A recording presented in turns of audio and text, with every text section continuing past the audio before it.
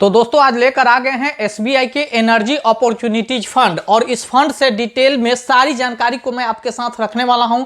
और इस फंड ने पिछले जब से लॉन्च हुआ है तब से लेकर और 1 साल में और पिछले 1 महीना में इस फंड का क्या परिस्थिति है, क्या रिटर्न बना कर दिया है, अभी इस फंड का क्या परिस्थिति है और क्या होने वाला है, क्या करना चाहिए, इसमें इन्वेस्टमेंट करना चाहिए या नहीं करना चाहिए, मैं सारी जानकारी को आपके साथ रखने वाला हूं। तो आप इस वीडियो में अंत तक बने रहिएगा, काफी यूजफुल और इंटरेस्टेड वीडियो लेकर आ गया हूं। तो चलिए सीधे टॉपिक पे चलते हैं। तो आज बात कर रहे हैं SBI energy opportunities fund direct growth.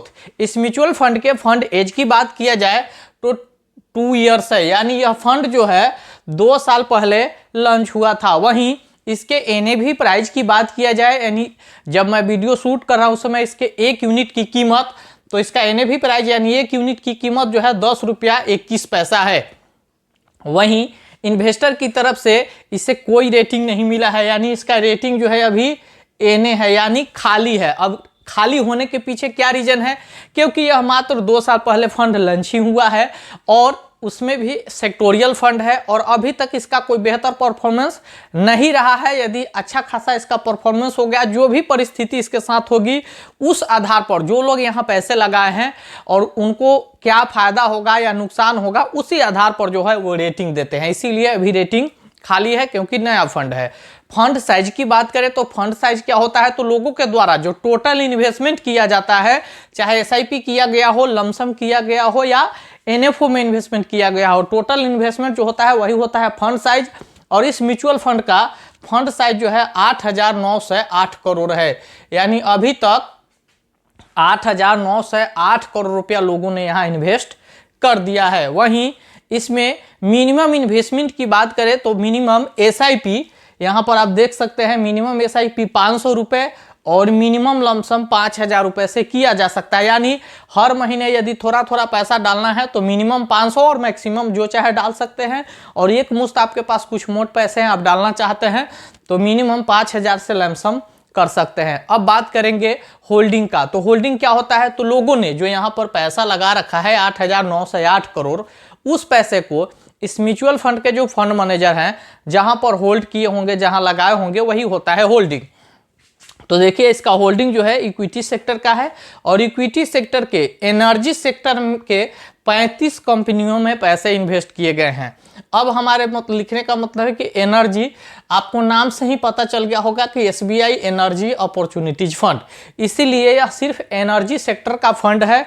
जैसे बिजली उत्पादन, लाइट, मतलब एनर्जी से रिलेटेड जो भी है, बैटरी, लिथियम वगैरह हो गया, ये सब चीज़, तो वहाँ पर इस पैसे को इन्वेस्ट किया जाता है। तो एनर्जी सेक्टर का 35 कंपनियों में इन्वेस्टमेंट है। अब बात करेंगे होल्डिंग एनालिसिस का। तो होल्डिंग एनालिसिस क्या होता है, तो कितना परसेंट किस क्षेत्र में इन्वेस्टमेंट है। तो देखिए इसका होल्डिंग एनालिसिस देखूँ तो इक्विटी में जो है 94.42% का इन्वेस्टमेंट है, यानी एनर्जी सेक्टर का, इक्विटी सेक्टर का फंड है तो 94.42% इक्विटी में इन्वेस्टमेंट है। डेप्ट में भी 0.61% है। डेप्ट क्या होता है, तो treasury bond, gold, commodities, silver, ये सब सेफ सेक्टर माने जाते हैं, तो यहाँ पर भी 0.61% का इन्वेस्टमेंट है। और कैश भी रखा गया है 4.97%। अब कैश क्यों रखा जाता है, तो कैश जो है बेहतर इन्वेस्टमेंट अपॉर्चुनिटी के लिए रखा जाता है कि यदि अच्छा मौका मिले, अच्छा कंपनी मिले और उस समय जो है इस पैसे को लगाया जाए तो बेहतर रिटर्निंग बन जाए, जिससे क्या होगा कि इस म्यूचुअल फंड का ग्रोथ भी बना रहेगा और जो यहाँ पैसे लगाए हैं, जो इन्वेस्टर पैसे लगाए हैं, उनको बेहतर रिटर्निंग मिल जाए। दूसरा, कैश रखने का पीछे रीजन ये भी होता है कि यदि एसबीआई म्यूचुअल फंड हाउस में कोई मैनेजमेंट समस्या आती है तो फिर इस कैश से उसको मैनेज भी किया जाता है। तो कैश रखने के पीछे यही रीजन है। और कैश रखने से आपको कोई फर्क नहीं पड़ता है, जो व्यक्ति यहाँ इन्वेस्टमेंट किए होंगे, मार्केट का जो परफॉर्मेंस होगा, इस फंड का जो परफॉर्मेंस होगा, उस आधार पर उसको रेटिंग, रिटर्निंग जो है मिल जाएंगे। अब बात करेंगे कि यदि कोई व्यक्ति यहाँ पैसे लगा रहा है तो फिर उसको कहाँ कहाँ कौन कौन से चार्ज देने पड़ सकते हैं। तो देखिए इस म्यूचुअल फंड का मेन चार्ज एक्सपेंस रेशियो 0.8% है, यानी 81 या 89 भी हो सकता है। तो 0.8% जो है, काफ़ी दिमाग लगा कर लिखा गया है, तो 0.8% एक्सपेंस रेशियो इसका हो गया, जो इंपॉर्टेंट चार्ज है। जब कोई इन्वेस्ट करेगा उसी समय उसके पैसे का 0.8% एक्सपेंस रेशियो के रूप में कट जाएगा। Exit load 1% with in 30 day, यानी कोई व्यक्ति यहाँ पर पैसे लगा रहा है और 30 दिन के पहले निकल रहा है तो उसको 1% एग्जिट लोड देना पड़ेगा। एग्जिट लोड मतलब एक प्रकार का वह पेनाल्टी है, लेकिन वह 30 दिन के बाद निकलता है तो कोई एग्जिट लोड नहीं लगेगा। स्टैंप ड्यूटी की बात करें तो 0.005% है, जो डॉक्यूमेंट प्रोसेसिंग चार्ज है, जो सभी फंड में अनिवार्य है, सभी फंड में सेम लगता है। अब बात करें टैक्स का तो देख लीजिए 1 ईयर बिफोर 20%, आफ्टर 1 ईयर 12.5%। यदि कोई व्यक्ति इस फंड में पैसे लगा रहा है और 1 साल के पहले यदि वह निकल रहा है तो उसको 20% टैक्स देने पड़ेंगे, और 1 महीना में पहले निकला तो 1% एग्जिट लोड भी, यानी 21%। लेकिन यदि वह 1 साल के बाद निकलता है, 1 साल के 1 दिन बाद निकले या 5 साल 10 साल 20 साल बाद कभी भी निकले, तो उसको मात्र 12.5% टैक्स लगेगा। और यदि 1.25 लाख रुपए के अंदर में प्रॉफिट है तो वो भी टैक्स नहीं लगेगा। यानी टैक्स में जो है लॉन्ग टर्म में, यानी लंबे समय के लिए यदि कोई इन्वेस्ट कर रहा है तो उसको 1.25 लाख रुपए तक का 1 फाइनेंशियल ईयर यानी 1 साल में छूट भी है। तो इस चीज को ध्यान रखना है।